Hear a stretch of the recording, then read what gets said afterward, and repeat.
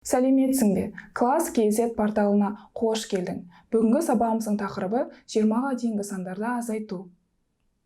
Өткен сабақта біз 20-ға дейінгі сандарды қосып үйренген болатынбыз. Ол үшін екі таңбалы санға бір таңбалы санды қосуды қарастырдық. Екі таңбалы санға бір таңбалы санды қосу үшін бірлік пен бірлікті қосып алып, шыққан нәтижеге ондықты қосады екенбіз. Мысалы, 14 пен 3-тің қосындысын қарастырайық.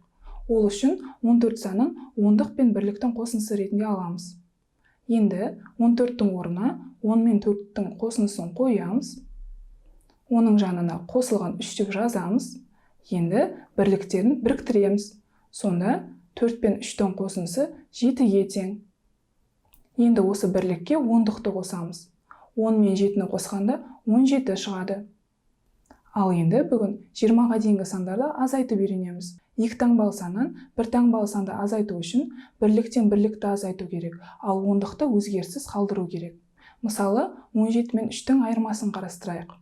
Бұл жерде 17 санын 10 мен 7-нің қосындысы ретінде алып аламыз. Және осы 10 мен 7-нің қосындысын 17-нің орнына қоямыз. Енді сәйкес бірліктерді азайтамыз. Бұл жерде 7 мен 3-ті азайтқанда 4 шықты. Енді осы 4-ке ондықты қосамыз. Сонда 14 шығады екен. Ал енді осыны дөңгелектердің көмегімен түсініп көрейік. 17 санын 17 дөңгелектің көмегімен суреттедім. Енді 17-ден 3-ті азайту үшін ондықтар мен бірліктерге осылай бөліп алдым. Енді 7 дөңгелекті төменге түсіремін. Енді осы 7 бірліктен 3 бірлікті азайтуым керек. Сондықтан 3 дөңгелекті алып тастаймын. Сонда 4 дөңгелек қалды. Ал енді осы 4 дөңгелегім мен 10 дөңгелекті қосады екенмін. Сонда 14 дөңгелек болады. Және де ондықтар мен бірліктерге бөлмей, бұлай тез шығаруға болады екен. Мысалы, 15 пен 2-нің айырмасын алайық. Бұл жерде ережеге сәйкес бірліктен бірлікті азайтамыз. 15 санында бірлік 5-ке тең, сонда 5-тен 2-ні азайтқанда 3 шығады.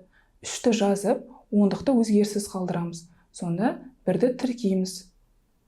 Сонда жауабымыз 13-ке тең болды.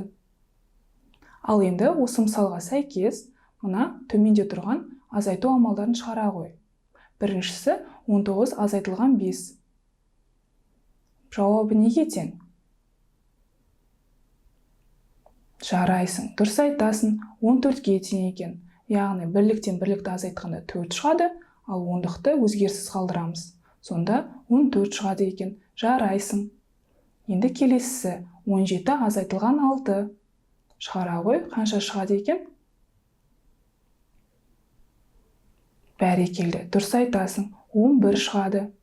Енді келесісі 18 азайтылған 3. Бәрекелді, жарайсың, 15 шығады екен. Ал енді екі таңбалы саннан екі таңбалы санды азайтуды үйренейік. Екі таңбалы саннан екі таңбалы санды азайтқанда бірліктен бірлікті, ондықтан ондықты азайтамыз. Мысалы, 18 бен 12-нің айырмасын қарастырайық. Бұл жерде бірліктер 8 бен 2, сонда 8-ден 2-ні азайтқанда 6 шығады. 6-мызды жазып аламыз.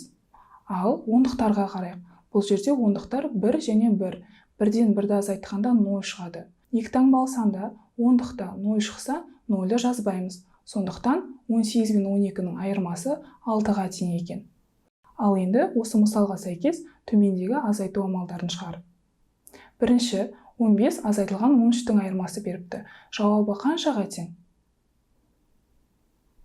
Бәрекелді, дұрыс айтасың, 2 шығады екен. Жарайсың.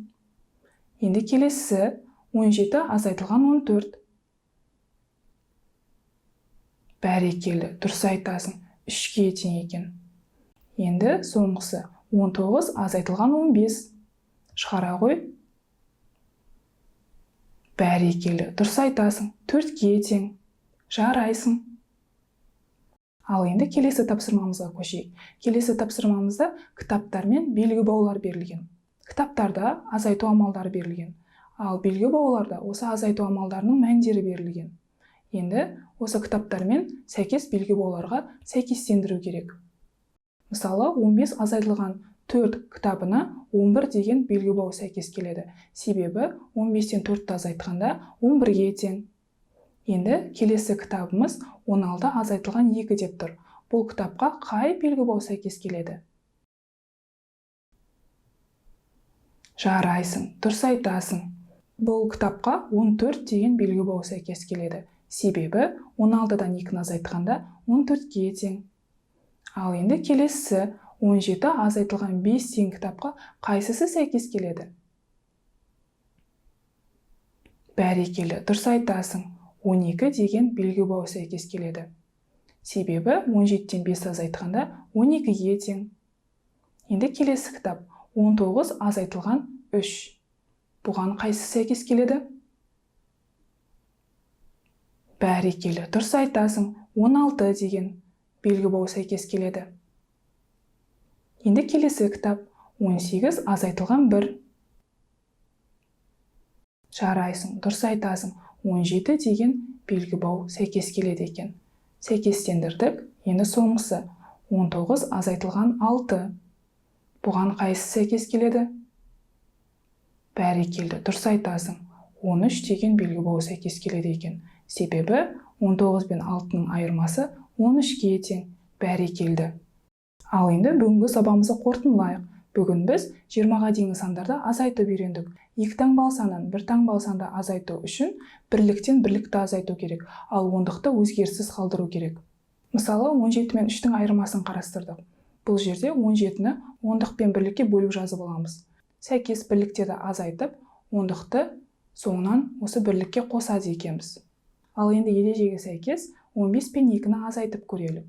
Ол үшін сәйкес бірліктерді азайтып аламыз, сонда 3 шықты, ал ондықты өзгеріссіз қалдырамыз. Яғни 1-ді қасына тіркеп жазып қоямыз. Сонда 13 шығады екен. Және де 2 таңбалы саннан 2 таңбалы санды азайтып үйрендік. Ол үшін бірліктен бірлікті, ондықтан ондықты азайтады екенбіз. Мысалы, 18-ден 12-ні азайтқанда 8-ден 2-ні азайтамыз, сонда 6 шығады, ал 1-ден 1-ді азайтқанда 0 шығады. 0 шыққандықтан оны жазбаймыз. Сондықтан 18 пен 12-ның айырмасы 6-ға тең екен. Ал енді балақай, бүгінгі сабағым саған түсінікті деп ойлаймын. Сабағым аяқталды. Класс KZ порталында көріскенше сау бол.